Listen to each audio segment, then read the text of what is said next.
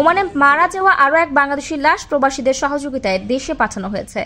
গত 19 June brain stroke করে হাসপাতালে ভর্তি হন হাটহাজারের নুরুল ইসলাম। পরে চিকিৎসাধীন অবস্থায় তার মৃত্যু হয়।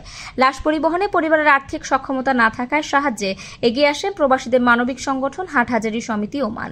সম্প্রতি মাস্কাটের কোলা হাসপাতালে নুরুলের জানাজা আদায় করেন প্রবাসীরা। পরে লাশটি দেশের উদ্দেশ্যে পাঠানো হয়। এদিন জানাজার পর প্রবাসী নুরুলের পরিবারকে আর্থিক সহায়তা দেওয়ার আশ্বাস দেন সমিতির সভাপতি আব্দুল হান্নান তালুকদার।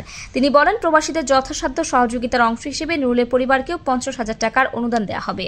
লাশটা হাটহাজারীতে যাচ্ছেন এবং ওনার বিশাল জটিলতা ছিল, যে জটিলতাগুলো আমরা বাংলাদেশ দূতাবাস ওমানের মধ্যে গিয়ে আমরা ওনাদের সাথে যোগাযোগ, আমাদের প্রতিনিধিরা গিয়ে ওনাদের কাছে যোগাযোগ করছেন। ওনারা যথাযথ সাহায্য আমাদেরকে লাশ দেশে পাঠানোর জন্য ওনাদের সহযোগিতা অব্যাহত ছিল এবং এই লাশের পিছনে যেগুলো আমাদের পক্ষ থেকে যেগুলো আমরা করতেছি, এখন সবাইকে নিয়ে হাটহাজারী সমিতি পরিবার এবং প্রবাসী ভাইদেরকে নিয়ে ওনার এখানে গোসল এবং জানাজার ব্যবস্থা করেছি এবং আমরা ওনার পরিবার, অসহায় পরিবারকে 50,000 টাকা আর্থিক অনুদান দেব।